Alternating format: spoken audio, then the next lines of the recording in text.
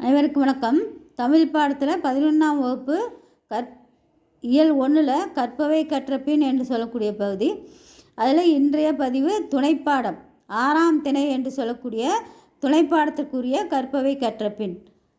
இதில் 2 வினாக்கள் கொடுத்துருக்கு. வினாக்களை பார்ப்போம். முதல் வினா, அயல் நாட்டில் வசிக்கும் நீங்கள் உங்கள் மண்ணின் நினைவுகளை நண்பர்களுடன் பகிர்வது போலொரு கற்பனை கடிதம் எழுதுக. நண்பனுக்கு கடிதம் என்பது அனுப்புதல் பெறுநர் போடாமல் எழுதணும். முகவரி பயன்படுத்தணும். அனுப்புதல் பெறுநர் போடக்கூடாது. உறவுமுறை கடிதங்களுக்கு அனுப்புதல் பெறுநர் போடக்கூடாது என்ற கடித அமைப்பில் சொல்லியிருக்காங்க. நீங்கள் இப்போ அமெரிக்கா அது மாதிரி வெளிநாடுகள் இருக்கிறீங்க. நீங்கள் ஒரு கிராமத்திலே பிறந்து வளர்ந்து அங்கு இருந்துவிட்டு வெளிநாடு செல்கின்றீர்கள்.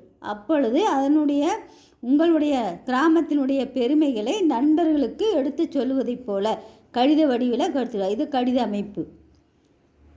அடுத்தது 2வது வினா, நாளிதழ்களில் வெளியாகும் புலம்பெயர் மக்கள் பற்றிய செய்திகளை திரட்டி படத்தொகுப்பாக்கு. இது படத்தொகுப்பு மட்டும் கொடுத்தா போதும். ஒன்று கடித அமைப்பில், இன்னொன்று படத்தொகுப்பு அமைப்பில் கொடுத்துருக்கு. நாளிதழ் அப்படின்னா செய்தித்தாள்கள் வெளியாகின்ற. புலம்பெயர்தல் அப்படின்னா இடம் விட்டு இடம்பெயர்தல்.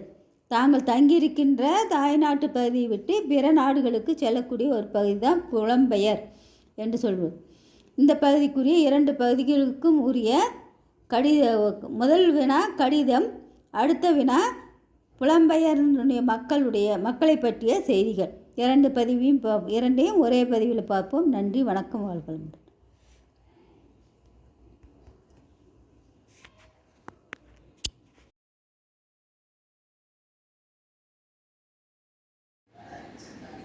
அனைவருக்கும் வணக்கம்.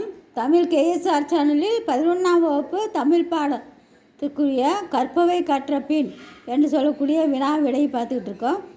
இதில் துணைப்பாடம் 6ஆம் திணை என்று சொல்லக்கூடிய துணைப்பாடத்துக்குரிய கற்பவை கற்றபின். அதில் அயல்நாட்டில் வாழக்கூடிய சூழ்நிலையில் இருக்கின்ற தமிழர் தன்னுடைய நண்பனுக்கு தன்னுடைய சொந்த ஊரின் சிறப்புகளை பற்றி எழுதுவதாக அமைந்திருக்கின்ற கடித அமைப்பு. இது தலைப்பு நண்பனுக்கு கடிதம். அன்பு நண்பன் எழிலனுக்கு வணக்கம். நான் நலம். நீயும் உன் குடும்பத்தினரும் நலமா? சென்ற ஆண்டு வரை நாம் ஒரே பள்ளியில் ஒன்றாக படித்து வந்தோம். இந்த ஆண்டு என் தந்தையின் பணி மாறுதல் காரணமாக அயல்நாட்டிற்கு வந்துவிட்டோம். எங்கள்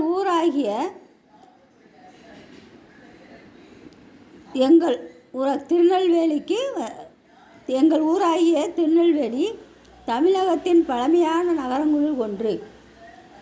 தமிழகத்தை சேர, சோழ, பாண்டியர் என்னும் மூவேந்தர்கள் ஆண்டு வந்தனர் என்பது தெரியும். அவர்களுள் பாண்டியர்களின் தலைநகரமாக மதுரை விளங்கியது. அவர்களது 2வது தலைநகரமாக திருநெல்வேலி விளங்கியது. என் ஊரின் பெருமைகளை பற்றி உனக்கு சொல்லவே இந்த கடிதத்தை எழுதுகின்றேன். திருநெல்வேலியினுடைய சிறப்புகளை காண.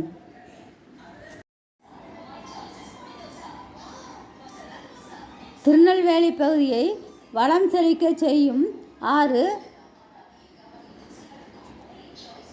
தாமிரபரணி. இதனை தன்பொருணை நதி என்று முன்னோர்கள்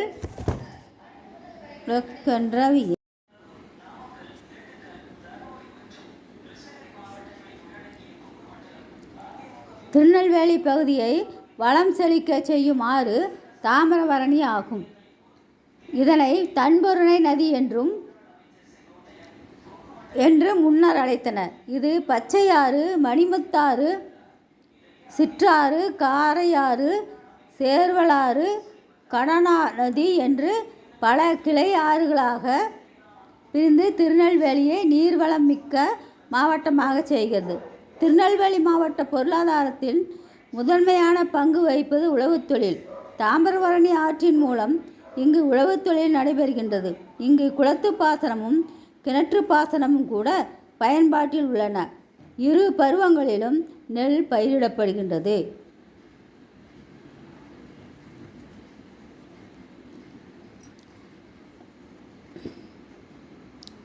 மானாவாரி பயிர்களாக சிறு தானியங்கள், எண்ணெய் வித்துக்கள், காய்கனிகள், பருத்திகள், பயிர் வகைகள் போன்றன பயிரிடப்படுகின்றன. திருநெல்வேலியினுடைய சிறப்பு தொடர்ந்து இந்த இதில் இருக்குது.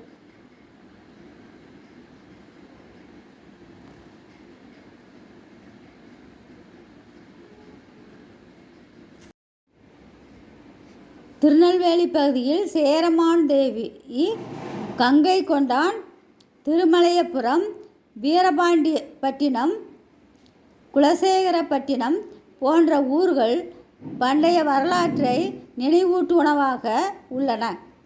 பாளையங்கோட்டை, உக்கிரக்கோட்டை, செங்கோட்டை என்றும் பெயர்கள் இம்மாவட்டத்தில்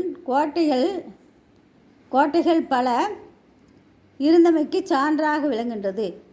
தமிழ் புலவர் அகத்தியர் பொதிகைமலையில் வாழ்ந்தார் என்பர். சங்கப்புலவரான மாரோக்கத்து நப்பசலையார், நம்மாழ்வார், பெரியாழ்வார், குமரகுருபரர், திரிகூடராசப்ப கவிராயர், கவிராச பண்டிதர் ஆகியோர் திருநெல்வேலி சீமையில் பிறந்து தமிழுக்கு செழுமை சேர்த்துள்ளனர். அயல்நாட்டு அணிகர்களான ஜி.யு. போப், கால்டுவெல், வீரமாமுனிவர் போன்றோரையும் தமிழின்பால் ஈர்த்த பெருமைக்கு உரியது திருநெல்வேலி. இத்தகைய சிறப்புமிக்க திருநெல்வேலிக்கு உன்னை அன்போடு அழைக்கின்றேன். நாங்கள் வரும்பொழுது உனக்கு கடிதம் எழுதுகின்றேன். அந்த கடிதத்தை பார்த்து எங்கள் சொந்த ஊராகிய திருநெல்வேலிக்கு நீயும் வருமாறு உன்னை அன்புடன் அழைக்கின்றேன். இப்படிக்கு உன் அன்பு நண்பன் அறிவழகன் என்று நண்பனுக்கு தான் அயல்நாட்டிலிருந்து தம் சொந்த ஊராகிய திருநெல்வேலிக்கு கடிதம் எழுதிய திருநெல்வேலியினுடைய சிறப்புகளை கூறி கடிதம் எழுதிய பதிவுதான் இந்த பதிவில் பார்த்தோம். நன்றி, வணக்கம், வாழ்க வளமுடன்.